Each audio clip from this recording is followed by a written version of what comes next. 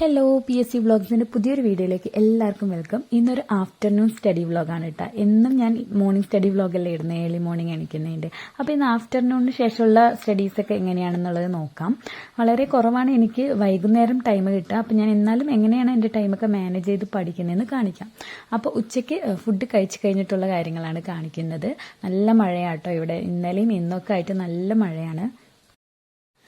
മഴ വന്നാലുള്ള പ്രശ്നം മടിയും കൂടെ വരുന്നുള്ളതാട്ടോ. അതുകൊണ്ട് തന്നെ ഞാനൊന്ന് പുറത്തൊക്കെ പോയിരുന്ന് ഒന്ന് ഉഷാറായിട്ട് വരാമെന്ന് പറഞ്ഞിട്ട് എൻ്റെ ഊഞ്ഞാലിലൊക്കെ പോയിരുന്ന് കുറച്ച് നേരം ഊഞ്ഞാലൊക്കെ ആടിയിട്ട് പഠിക്കാനിരിക്കാമെന്നാണ് വിചാരിക്കുന്നത്. മഴയുടെ തണുപ്പുണ്ട്, അതേപോലെ തന്നെ എന്താ പറയുക, ഉറക്കം വരും കേട്ടോ തണുപ്പിൽ പെട്ടെന്ന്.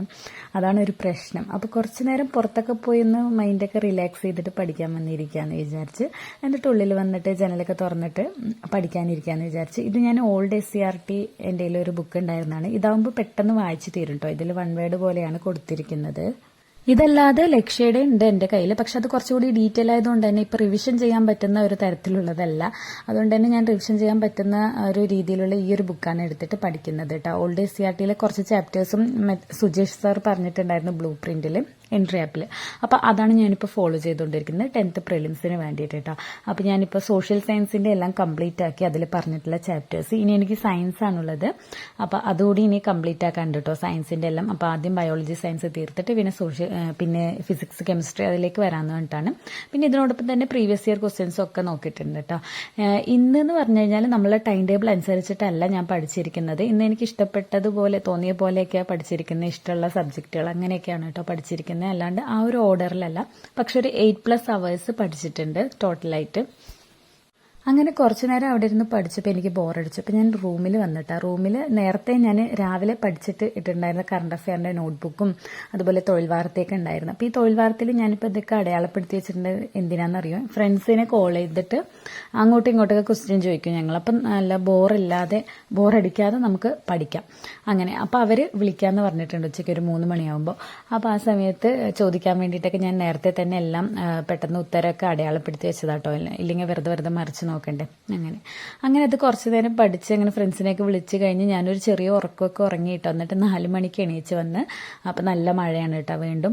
എന്നിട്ട് കുട്ടികൾ വരാനായി. അപ്പോൾ കുട്ടികൾ 4:15 എത്തുക. അപ്പോൾ അവർക്ക് ചായ, പാല് തിളപ്പിക്കൽ അങ്ങനത്തെ ജോലിയൊക്കെയാണ് ചെയ്തുകൊണ്ടിരിക്കുന്നത്. അത് കഴിഞ്ഞ് ഞാനും ഒരു ചായയൊക്കെ ഇട്ടിട്ട് കുട്ടികളെ പോയി വെയിറ്റ് ചെയ്തിരിക്കുകയാണ് കേട്ടോ. സിറ്റ് ഔട്ടിൽ പോയിരുന്ന് ചായയൊക്കെ കുടിച്ച് കുട്ടികളെ വെയിറ്റ് ചെയ്യാണ്.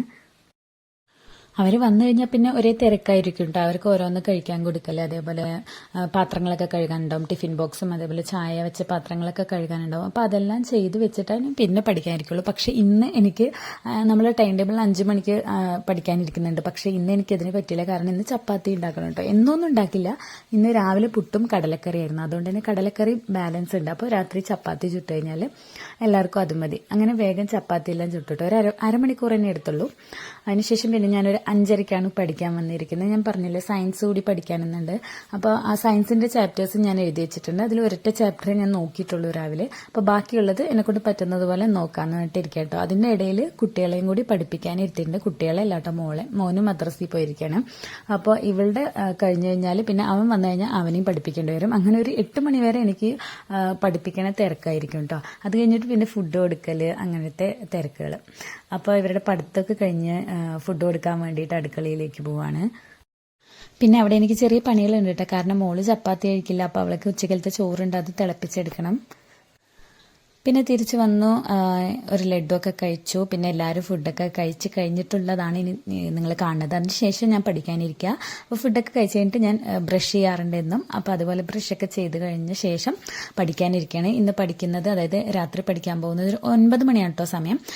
SCERTയുടെ കുറച്ച് ഭാഗങ്ങൾ പഠിക്കാനുണ്ട്. അതുപോലെ തന്നെ തൊഴിൽ വാർത്തയിലെയും കുറച്ച് ഭാഗങ്ങൾ പഠിക്കാനുണ്ട്. പിന്നെ എൻ്റെ ഫ്രണ്ട്സ് 10 മണിയാകുമ്പോൾ കോൾ ചെയ്തു. പിന്നെ അവരോട് 11 മണി വരെ സംസാരിച്ചു കേട്ടോ. അതായത് ക്വസ്റ്റ്യൻസ് അങ്ങോട്ടും ഇങ്ങോട്ടൊക്കെ ചോദിച്ച് ചെയ്ത് അങ്ങനെ പഠിച്ചു കേട്ടോ. അപ്പോൾ ബോറടിക്കില്ല, ഉറക്കവും വരില്ല.